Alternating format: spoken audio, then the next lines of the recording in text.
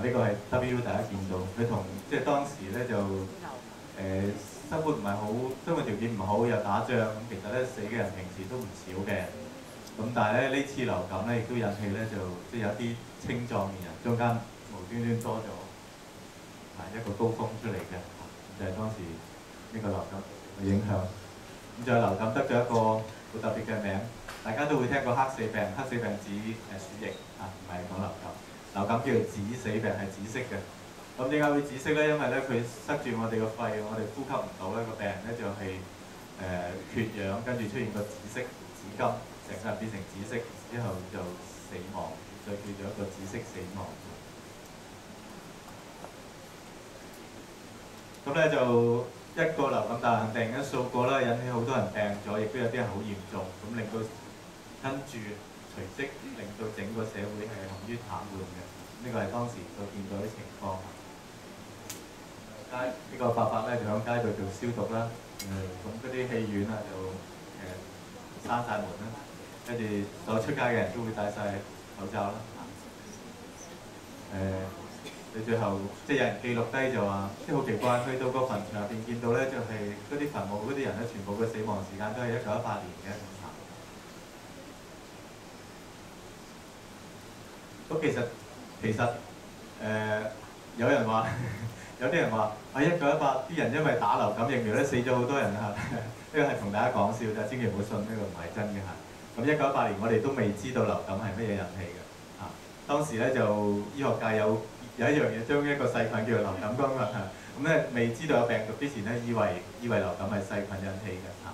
咁咧就所以當時1918年雖然咁慘烈咧，直至嗰陣時咧，我哋係唔知道流感係由一隻病毒引起嘅。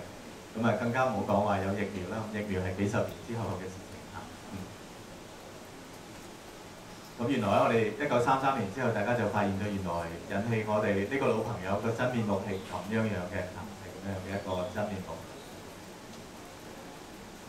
咁亦都慢慢認識到咧，原來咧係每一種物種咧，大家都有流感嘅。咁問題咧就平常咧物種同物種之間咧就有一個隔離咧，大家冇乜關係嘅。譬如豬有豬嘅嚇，鳥有鳥嘅，馬有馬嘅，我哋人有人嘅，就大家咧就平時冇乜關係嘅。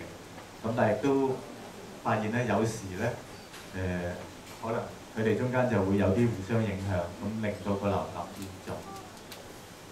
尤其係關於禽鳥同埋豬，呢個係我哋1930幾年發現流感病毒研究之後，大家都已經一直都擔心緊咧，係咪啲禽鳥或者啲豬會影響我哋人啊？咁所以今次出豬流感咧，其實唔係話好奇怪。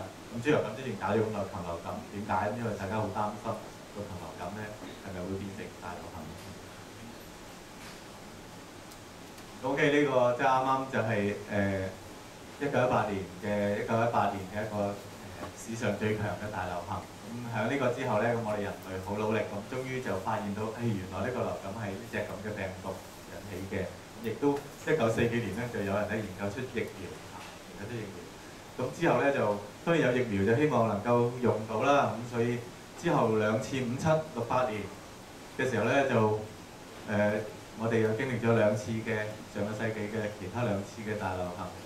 不過咧，向呢2次嘅大流行，我哋都趕唔切生產疫苗去應用。咁所以今次2009咧係第一次人類嘗試咧，就響應對一個大流行嘅時候成功產生咗疫苗，然之後再將疫苗咧就我哋大家使用嘅第一次嚇。咁結果咧就反而出現咗大家有疫苗之後，大家又好驚又唔敢打嚇。咁呢個就咁，但係第二次咧，第2次57年嗰次咧就響中國貴州出現嘅，咁輕好多啦。第一次咧4000萬到5000萬嘅，咁呢次咧大概200萬到。咁而到68年嗰次係上世紀最輕嘅，咁大概只有100萬人嘅死亡。咁由香港出現嘅喎嚇。咁我唔知各位長者嘅朋友咧有冇少少輕微嘅印象？68年嘅時候咧曾經係有啲咩嘅感受嚇？咁我當年就好細個，雖然我係出咗世㗎啦嚇，但係當年好細個就唔識咩事嘅，就冇乜記得啦嚇。當時冇乜記得。68年嗰時咩情況咧嚇？咁但係我哋總結翻咧，就發現流感大流行咧都係一個好大嘅問題，都可以一個突然間爆發、傳播得好快嘅一個疾病，佢引起全球球嘅所有國家所有嘅人咧受到感染，咁亦都可以有好大量嘅人死亡。